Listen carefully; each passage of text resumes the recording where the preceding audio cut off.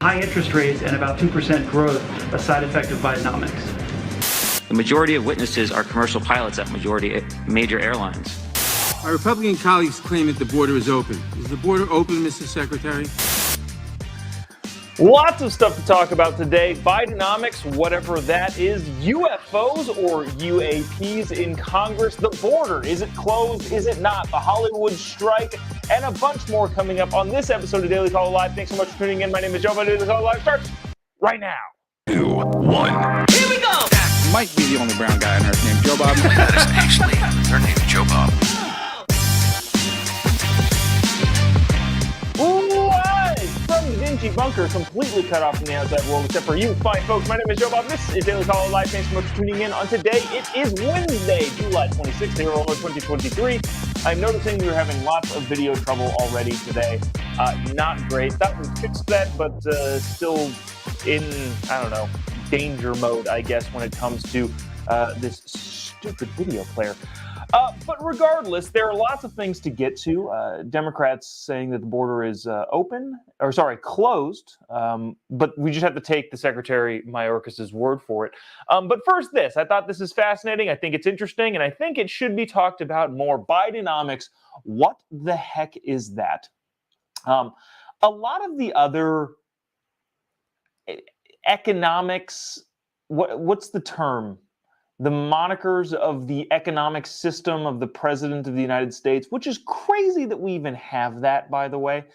But like Reaganomics, Obamonomics, I guess, all of those things, at the very least, had like a definitive thing about them. Reagan was like a cut regulation and spur the growth of business. Obama was give everyone everything all the time.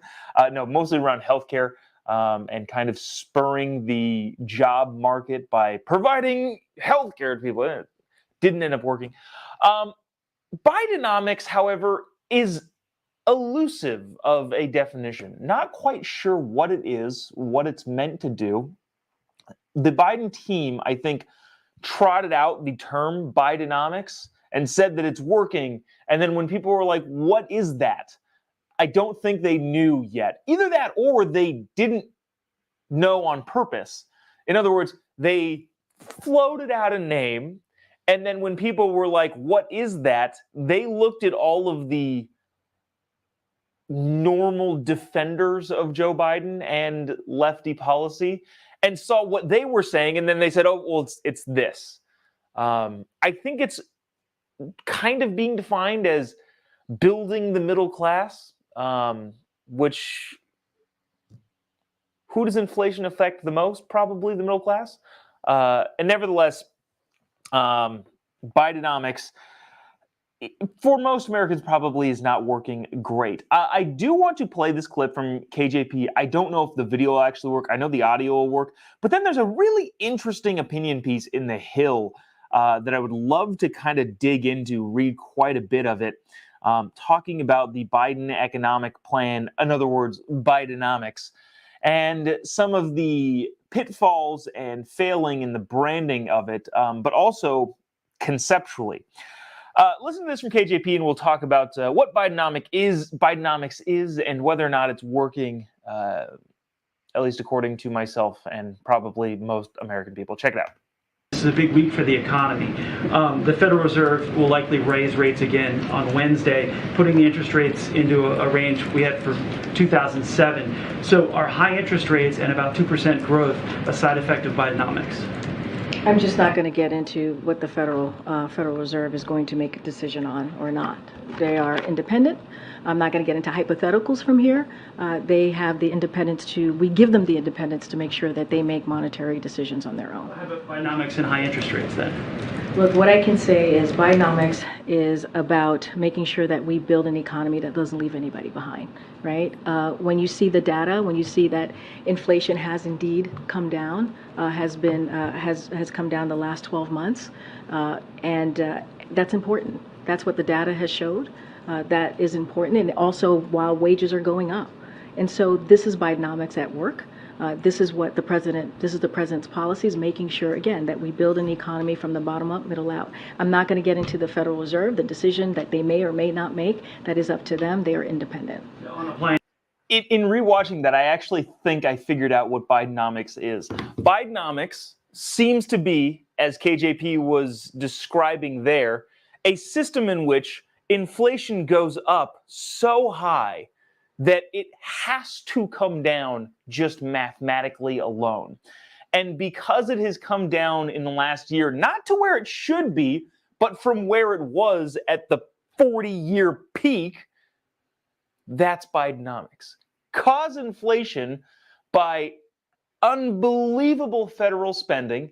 And yes, I understand and I know that the previous administration also spent like maniacs, and I wasn't cool with it then either. But cause inflation by unbelievable amounts of spending. And then when inflation goes down inevitably, one, because of acts of Congress, which is the only reason we should spend money anyway, but Congress saying, no, you can't do the Build Back Biden Better whatever plan, because that would be an insane waste of federal government money.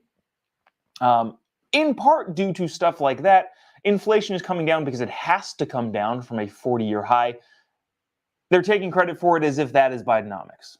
I get it. So if I'm getting punched in the face several times, say 20 times, and then I get punched in the face 10 times, I'm supposed to hail that as a victory, when the reality is I'm still getting punched in the face, and you're the one doing the punching. I don't know. I just thought that was interesting. But even more interesting was, I think, this piece in the Hill, an opinion piece about whether or not Bidenomics is working, if it is even possible, if we should even look at it as a serious conceptual plan. I thought it was interesting because this took me for a roller coaster of where is this author standing? A guy named Jerry Haar.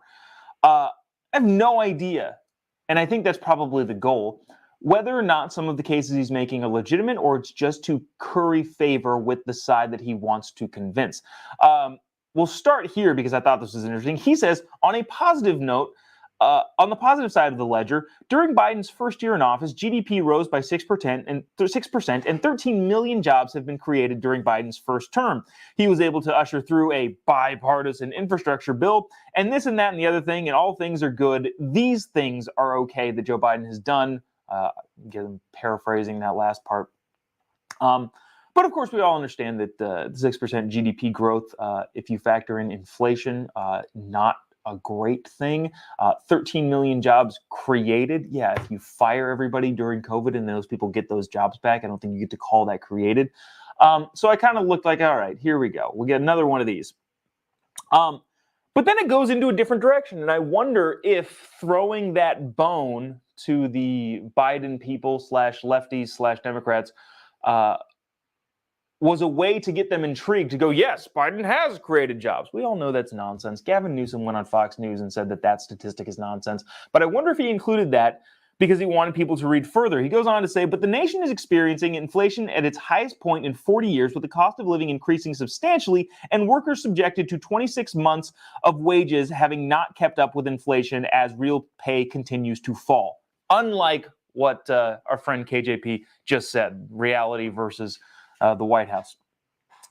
Meanwhile, the formidable big-ticket spending items have boosted the federal deficit from $984 billion to $1.5 trillion. Be that as it may, the problem with Bidenomics is not what it has or has not accomplished, but the fact it is conceptually flawed. Interesting. The president and his team have claimed this, and this is, I guess, what the Biden team is saying Bidenomics is. 1, the middle class is a driving force behind the American economy's success. It's time to grow the economy from the bottom up and middle out. And 3, neoliberalism has hollowed out the U.S. industrial base, and we need a worker-centric trade policy. He then goes on to knock down all of those terms, or all of those defining characteristics of Bidenomics, whatever that is, the thing that they made up. by saying this. In the first instance, it's private enterprise that is the driver of economic success. The middle class, among other classes, is the beneficiary, combating Joe Biden, saying the middle class is the driving force behind the American economy. In the second case, pro-growth government policies combined with well-managed firms will grow the economy, bottle up, middle out, and top. Wow, I can't read or talk today. As for the third accusation, neoliberalism provided a market base for the path forward. We don't need to get into all this stuff. This is where, I know I've read a lot, but this is where I think it is fascinating and a statistic that I didn't know and am happy to hear. Reevaluating, he's going through his solutions here for quote-unquote Bidenomics. Reevaluating regulatory policy. The federal government's ability to regulate takes a large toll on small and medium-sized firms in particular, given the time of cost and compliance. Biden's team, this is the fascinating statistics, has issued 4,429 rules, a 45.8% jump in paperwork over former President Donald Trump's final year. Excessive regulation, he says correctly, federal regulation leads to higher prices, more unemployment, more poverty at the state level. The administration should seek to reevaluate several of these policies. A 50-ish% jump in regulation and rules. That is Bidenomics, apparently. That is unbelievable. 4,429 new rules, a 50% jump in just new paperwork that people have to file. I understand that there was a long bit to read, but I think that was the ending there is fascinating to me. If you want to spark the economy, deregulating, well, I wouldn't even necessarily say deregulating. Reevaluating unnecessary regulations is a huge kick to the economy, especially if you want to spurt job growth and just economic growth overall.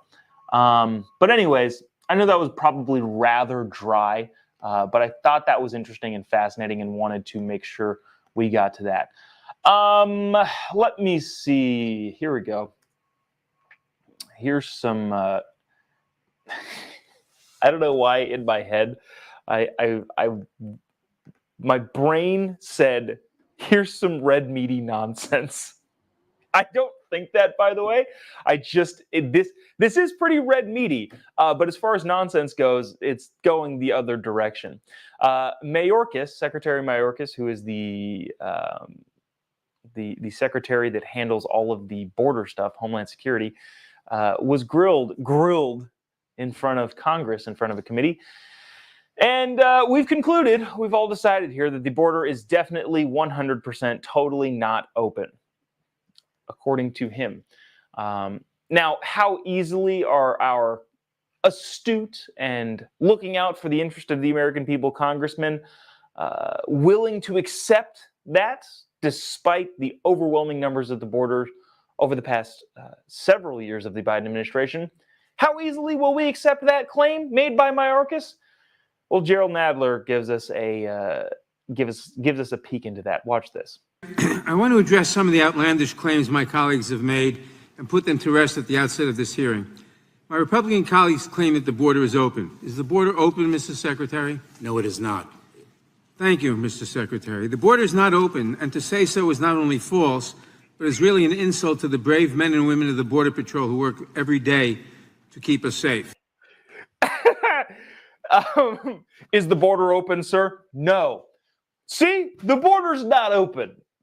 And then he goes on, wow, that was pretty dang cynical what he said. It is a disservice or a disgrace or a demeaning to the people, the men and women that keep our border safe. No! What the administration is currently doing is the things that you're claiming is the opposite. Oh, jeez, that was a clunk. Those words did not make any sense. What I'm meaning to say is, what Nadler is saying is a disgrace to the men and women that serve us is the opposite of the truth. Letting people flood through the border and forcing states to take the actions that the states are being taken because the federal government won't manage what's in their jurisdiction, that is a disgrace to the men and women that are disservice to the men and women that are doing a lot to do the best they can. Can't talk this morning. Can I talk any morning? Not entirely sure. Jeff says impeach. A lot of people saying impeach here over the border, and I think that would actually be pretty warranted. The president just not doing the job tasked to him by Congress. Let's see. One other thing to be mentioned, there's a lot of talk about the surge at the border going down.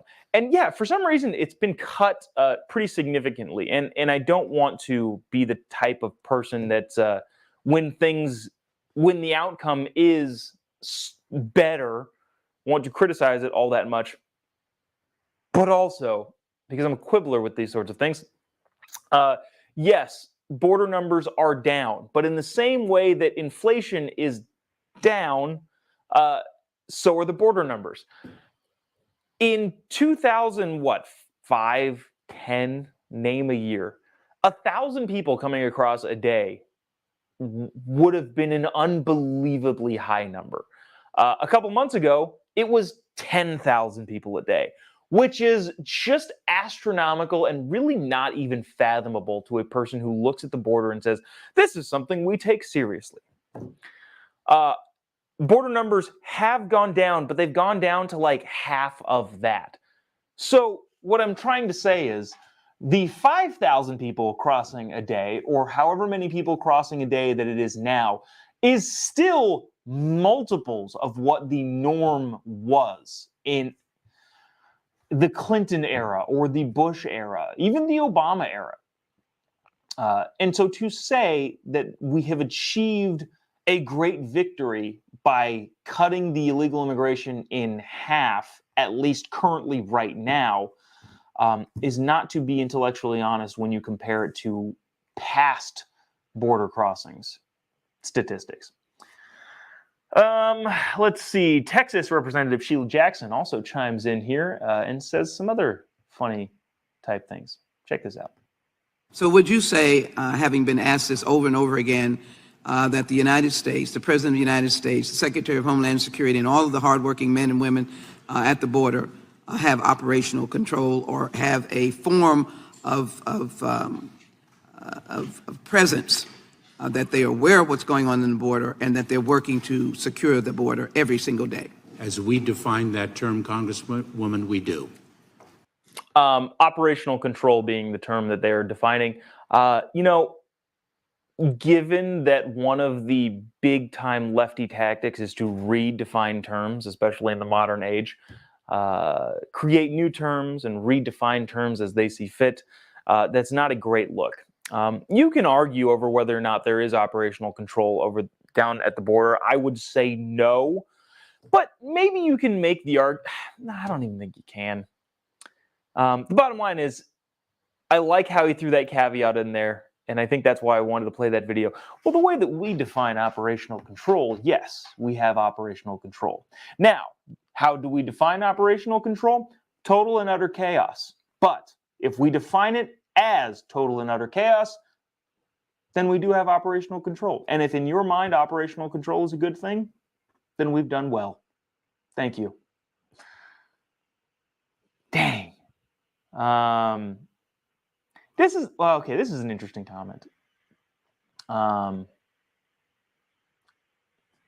Joe Lee says, we really need to teach civics and economics in school again. That has been one of my biggest problems with modern society and the political conversation as a whole. This is deviating quite a bit. I just thought this was an interesting comment. Needing to teach civics. The biggest problem that we currently have is the misunderstanding of how the government is supposed to work. You know what shouldn't matter really at all? And this is going to sound crazy. And I know I'm going off on a bit of a tangent here, but I can't help myself. You know what shouldn't matter at all? Who the President of the United States is. Speaking simply from how the U.S. government was supposed to work, and did work for a long period of time, you know what wouldn't matter? Who the president was. If you're looking at the government as a bunch of rules that are enforced, Congress makes all the rules. Congress is supposed to do everything. They're supposed to be held accountable by the populace, by the electorate. They're supposed to make all of the rules and decide what the country should or shouldn't do. The president then, and the executive branch, is supposed to execute those rules. In other words, yeah, I guess the president should be competent, but should it really matter all that much? If you have a list of rules that need to be followed, or let's just say a task list that needs to be done, especially in a job function, the money all goes to the person designing the tasks. Whoever implements the task could be kind of anybody. Look, in a corporate structure, who makes the big money? The people who work at corporate, who design the everyday tasks of people who, in their mind, can be replaced. What I'm meaning to say is that Congress is supposed to design rules and it's supposed to do everything of how the government should work, and the president is only supposed to enforce those rules. The president then should be held accountable by the Supreme Court, probably. I don't know how I got on that. The whole idea of teaching civics in classes.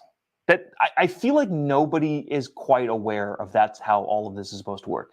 But because of, well, various reasons, but I think one of the biggest ones, because Congress wants to stay elected, they don't vote on things that are consequential, and therefore they give that power over to the executive branch and the president has amassed so much power that, honestly, I think people who were alive at the founding of the country would go, what in the world is this that you guys are doing? Great that we've maintained being the world superpower, but also, what is all of this stuff that the government is doing, and why did you guys give so much power to one particular individual? Anyways, there's your civics lesson for you. Let's see. Jeez, wow, we are running low on time and stuff. Let me get this on, because I think this is kind of, well, yeah, this is funny. Look at this. I thought this was fascinating. If this thing shows up on the screen, which now it's looking like it's not. Here we go. Hillary Clinton tweeted this out yesterday. She said this: hot enough for you? Thank a MAGA Republican, or better off, vote them out of office. Implying that Republicans are making the temperature go up. I think one of the funniest memes in circulation today is the one that says, and I'm paraphrasing here, the most powerful governments on planet Earth can't figure out homelessness, but if you pay more money, they'll change the temperature. Very, very funny. Yep, it's you're right, Hillary. It's the MAGA Republicans that are causing it to be hot. Now, I am not saying it's not hot. It is very hot. The problem with the climate debate as it stands at the moment is, one, all of the solutions that would actually be effective at curbing CO2 emissions involve enormous amounts of bloodshed, and nobody wants to talk about that. Every time somebody brings up a climate change with me, I immediately jump to, and this may be out of the school of arguing unfairly, but I jump to, all right, how many people are you willing to sacrifice? Because at the end of the day, if you wanted to cut human emissions to zero, which is what a lot of people want, you have to go to war with China and India. Those two countries, I think it's China, India, and Russia, make up for over half of the CO2 emissions on planet Earth.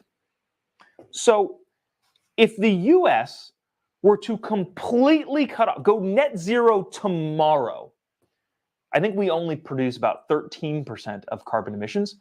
So What next? Let's just say the US decided we were going to go net zero, kneecap our economy, ruin the lives of hundreds of millions of Americans, but we got to net zero. The question is, would that make a difference? The answer is no.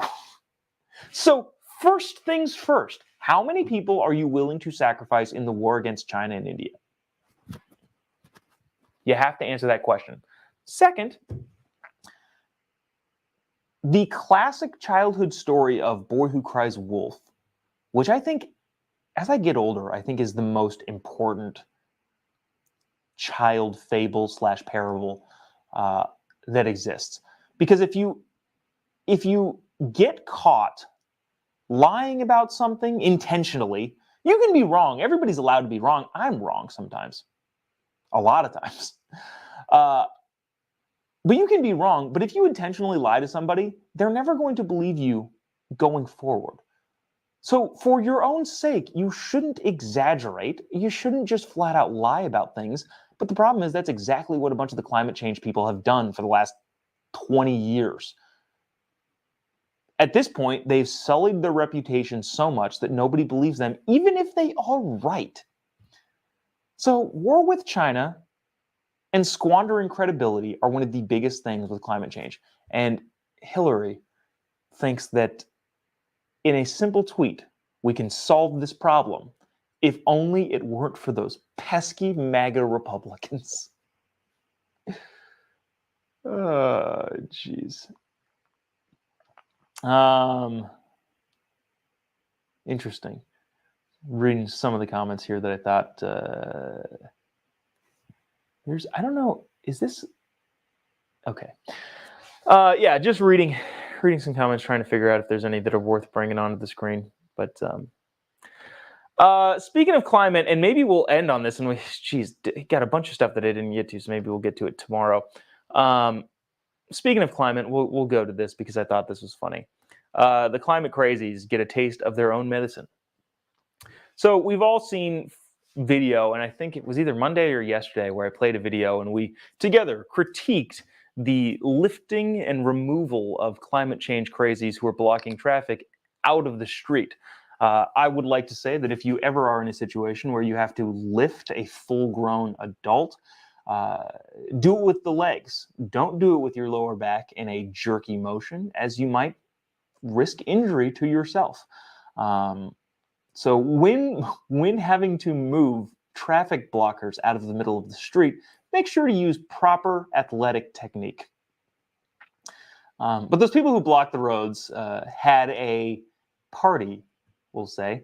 I would assume a net zero party, because of course nobody can put out any emissions at all. And I'm sure the building that they were in was definitely 100% entirely powered by solar. And there was no electricity at all whatsoever. There were no microphones because, of course, most energy comes from fossil fuels. So, of course, I would imagine that the people that are blocking the roads that want to get to zero emissions and eliminate fossil fuels. What is it? What's the group called again? End fossil fuels? Regardless, whatever they're called, I'm sure that their building that they were in was 100% not fossil fuel generated. Anyways, those people that cause a bunch of havoc in people's lives by blocking traffic got a taste of their own medicine when a couple of people decided that it would be funny, and it was, to attach an alarm to balloons and release them to the top of the ceilings. I'm going to play this video. You might want to mute it. I lowered the volume a lot. So hopefully you don't get your ears blown out by the alarm, but this is just freaking funny. Check this out.